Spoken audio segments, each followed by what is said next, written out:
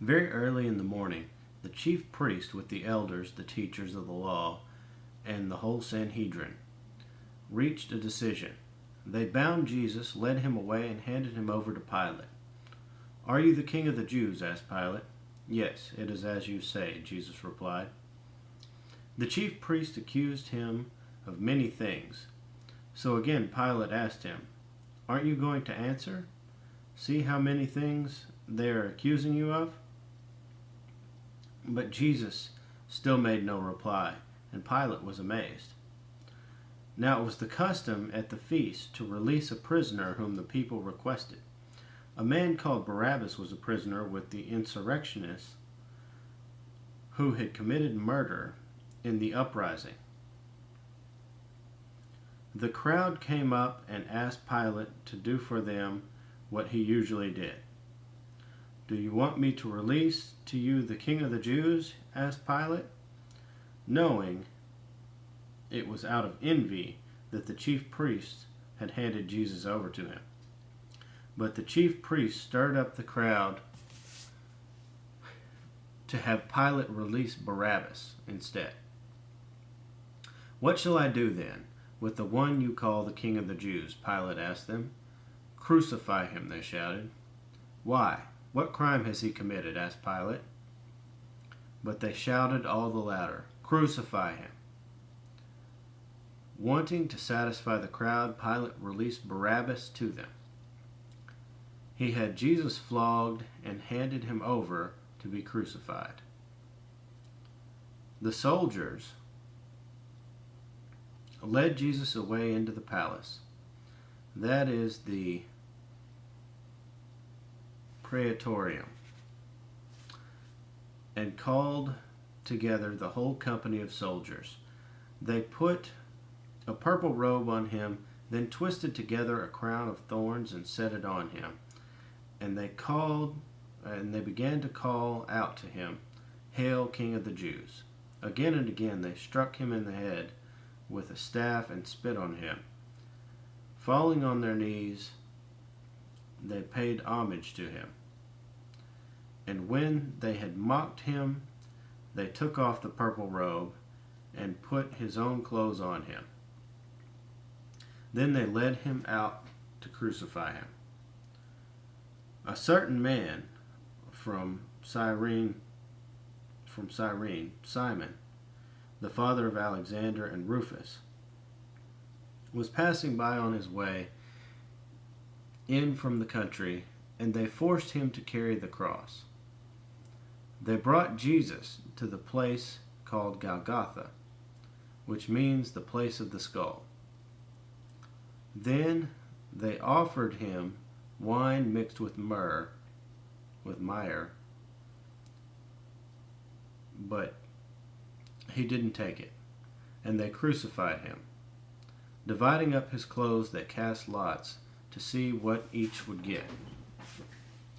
It was the third hour when they crucified him. The written notice of the charges against him read, "King of the Jews."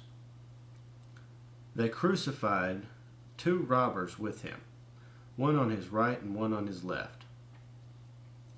Those who passed by hurled insults at him, shaking their heads and saying, "So, you who are going to destroy the temple and build it in 3 days, come down from the cross and save yourself." Then, the same way the chief priests and the teachers of the law mocked him among themselves. "He saves others," they said, "but he can't save himself. Let this Christ, this King of Israel, come down now from the cross, that we may see and believe." Those crucified with him also heaped insults on him. At the 6th hour, darkness came over the whole land until the 9th hour. And at the 9th hour, Jesus cried out in a loud voice, "Eloi, Eloi, lama sabachthani," which means, my God, why have you forsaken me?" When some of those standing near heard this, they said, "Listen, he's calling Elijah."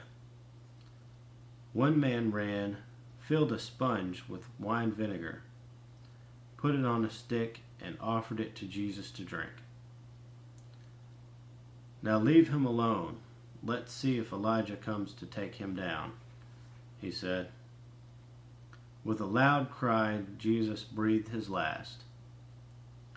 The curtain of the temple was torn in two from top to bottom.